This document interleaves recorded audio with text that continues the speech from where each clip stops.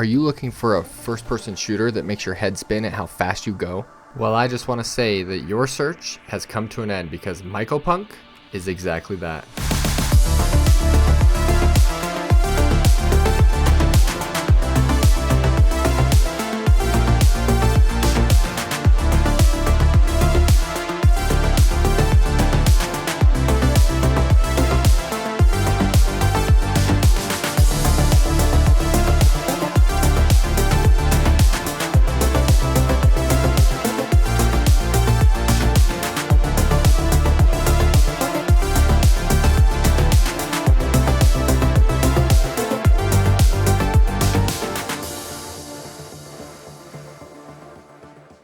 Mycopunk is a chaotic first-person shooter where you and up to 3 friends drop down onto a planet that is infested by fungal enemies and you fight to complete objectives in these chaotic moments that just go crazy. And what you get from completing these crazy chaotic missions is upgrades to your abilities, to your character, to your weapons, and these just aren't normal upgrades. These are upgrades that change the way the gameplay goes. Things such as adding a flamethrower to your shotgun, or even changing it so that when you push and hold the reload button, it shoots a grenade that is fire. And many more that I have yet to come across, but there's a lot. So before I say too much about all these little details, let's get into it and get after why Mycopunk might be the game that you want to play. And I think we should start off with the gameplay because I feel like that's such an important aspect of what this game is, because it's not a game that's going to be a major story that you're going to remember forever. This is a game that you get in, you have a hell of a good time with either you by yourself or with some of your friends. And once the bullets start flying and the fungus people start coming at you, oh, that shit gets real.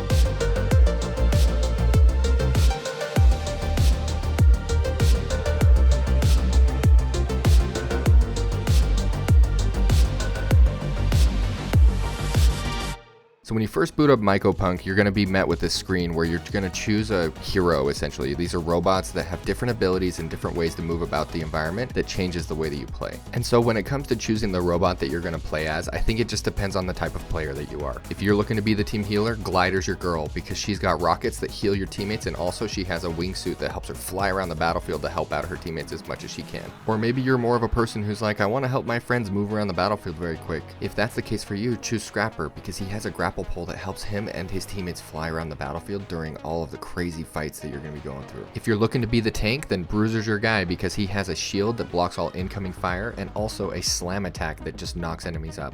And when I say fly up, I mean fly up. It means you can kind of juggle them up in the air and shoot them until they're dead. But if you're more of a lone ranger and you're just looking for opportunities to just get kills and get in and out really quick, then I would say Wrangler's your guy. He has a rocket lasso that propels him forward, up, down, left, or right, and then also a dash that he can do when he's midair. As of right now, there's only 4 robots, but I do think that they plan to add more as time goes on and this game comes out of early access. And so once you decide which robot you vibe with the most, you then are loaded into the main hub. This hub reminds me of Deep Rock Galactic so much because there's so many different things around that you can just interact with and have fun with your boys before you hop into a match. But once you've had your fun and you decide it's time to go, you then have an option between 2 different types of game modes. There's the mission-based mode where you go in and complete specific objectives pertaining to that mission. And then there's the roguelite mode where you go in and it's just like any other roguelite where you start off with nothing, just your guns and basic abilities, and then as you progress and continue to fight through waves of enemies, you get upgrades and different things for your weapons, for your character, and it's just a continual grind to essentially become the most powerful that you can be while also facing off on challenging enemies and bosses.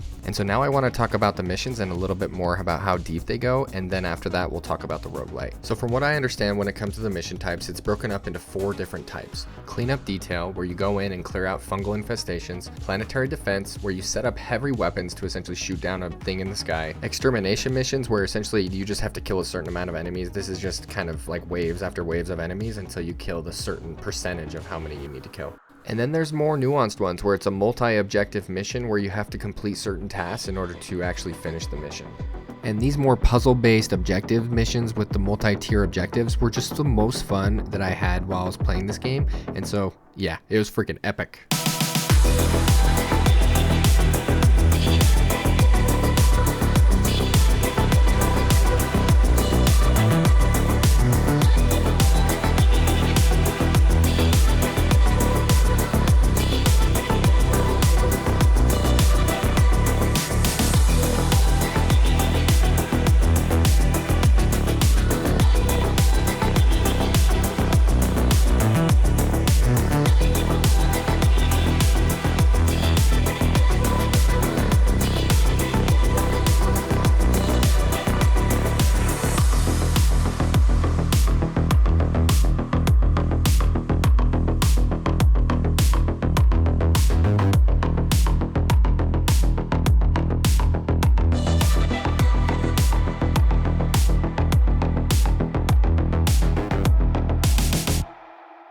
So yeah, like I said, the missions in this game are extremely fun, and the gunplay is extremely solid also. And so after you're done having fun on these missions, it's time to put your skills to the test in the roguelite. And in my opinion, the roguelite is extremely good because it's a speedline version of this game. It takes the core gameplay elements and all of the upgrade systems and just turns it up to 11. And what I mean by this is that when you're playing the missions mode, you essentially have to choose your upgrades and things beforehand, and then you're locked in for that round, and then you have to wait to change your upgrades or find new ones in the missions that you're doing. But in the roguelite mode, after every single round, you get to choose new upgrades, new weapons, and this is such a fun factor because it gives you a really big picture of all the things that are available to you as you continue to play this game. And on top of getting to experiment with new builds, you have the option of purchasing upgrades that you acquired over that run. And this overall helps for people who are wanting to do the perfect build with the perfect perks, perfect upgrades. And so the roguelike gives you the option to have these things kind of streamlined to you because you can find builds that you like and then build them out by purchasing them after the run is done.